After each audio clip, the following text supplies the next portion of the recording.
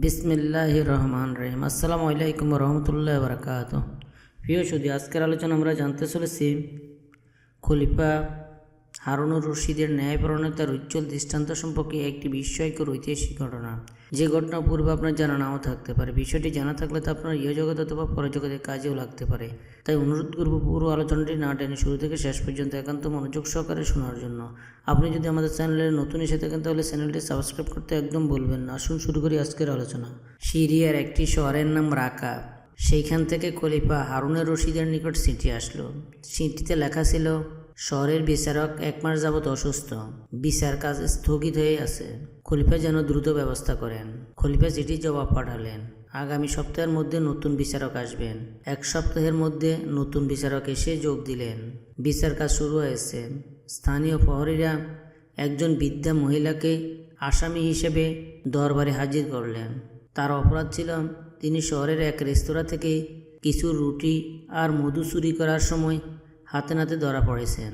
বিচারক বললেন, আপনি চুরি করেছেন? মহিলাটি বলল, জি হ্যাঁ। বিচারক বললেন, আপনি কি জানেন চুরি করা কত বড় অপরাধ ও পাপ? মহিলাটি বলল, জি হ্যাঁ। বিচারক বললেন, জেনে শুনেও কি চুরি করলেন?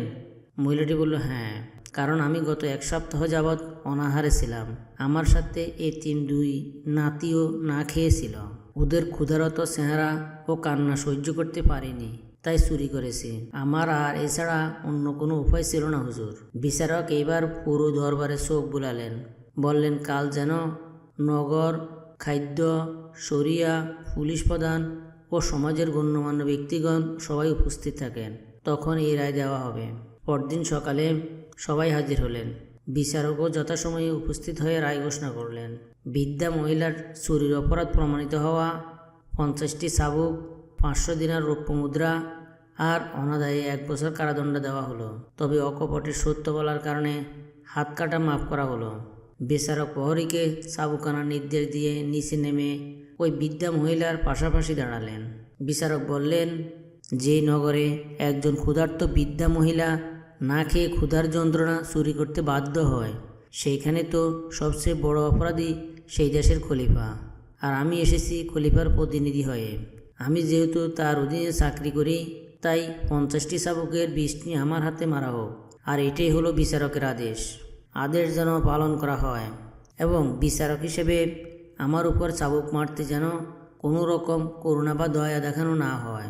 বিচারক হাত বাড়িয়ে দিলেন। 2 হাতে পরপর 20টি চাবুক মারা হলো। চাবুকের আঘাতের ফলে হাত থেকে রক্ত গড়িয়ে পড়ছে।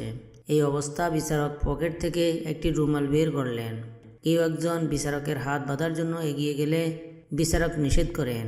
এরপর বিচারক বললেন, যে শহরে নগর প্রধান, খাদ্য গুদাম প্রধান ও অন্যান্য সমাজ হিতৈষীরা একজন অভাবগ্রস্ত মহিলার ভরণ পোষণ করতে পারে না, সেই নগরে তারাও অপরাধী। তাই বাকি 30টি চাবুক সমানভাবে তাদেরকে মারা হোক। এরপর বিচারক নিজ পকেট থেকে বের করা রুমালের উপর 50টি রৌপ্য মুদ্রা রাখলেন। তারপর বিচারপতি উপস্থিত সবাইকে বললেন, যে সমাজ একজন বৃদ্ধা মহিলাকে চোর বানায়, যে সমাজে এতিম শিশুরা উপবাস থাকে, সেই সমাজের সবাই অপরাধী। তাই উপস্থিত সবাইকে 100 দিনার রৌপ্য মুদ্রা জরিমানা করা হলো। এইবার মোট 500 দিনার রৌপ্য মুদ্রা থেকে 100 দিনার রৌপ্য মুদ্রা জরিমানা বাবদ রেখে বাকি 400টি রৌপ্য মুদ্রা থেকে 20টি চুরি যাওয়া দোকানের মালিককে দেওয়া হলো। বাকি 380টি রৌপ্য মুদ্রা বৃদ্ধা মহিলাকে দিয়ে বললেন, এগুলো আপনার ভরণ পোষণের জন্য। আর আগামী মাসে আপনি খলিফা হারুনুর রশিদের দরবারে আসবেন। খলিফা হারুনুর রশিদ আপনার কাছে ক্ষমা প্রার্থী। 1 মাস পরে বৃদ্ধা খলিফার দরবারে গিয়ে দেখেন, খলিফার আসনে বসা লোকটিকে চেনা চেনা মনে হচ্ছে। মহিলা ভয়ে ভয়ে খলিফার আসনের দিকে এগিয়ে যান। কাছে গিয়ে বুঝতে পারেন লোকটি সেই দিনের সেই বিচারক। খলিফা সিংহার থেকে নেমে এসে বললেন, আপনাকেও আপনার এতিম 2 নাতিকে উপোস রাখার জন্য সেই দিন বিচারক হিসেবে ক্ষমা চেয়েছিলাম। আজ দরবারে ডেকে এনেছি প্রজা অধিকার সমুন্নত করতে না পারায় অদম এই খলিফাকে ক্ষমা করে দেওয়ার জন্য। আপনি দয়া করে আমাকে ক্ষমা করুন। এই ছিল সেই যুগের ন্যায়পরায়ণ মুসলিম শাসকদের শাসন ব্যবস্থা, যা আজ আমাদের মুসলমান শাসকদের কাছে স্বপ্ন ছাড়া আর কিছুই নয়। আসুন আমরা তাদের অনুসরণ ও অনুকরণ করি। আল্লাহ রাব্বুল আলামিনের কাছে আমরাও তাদের মতো শাসক উপহার হিসেবে চাই। আমিন।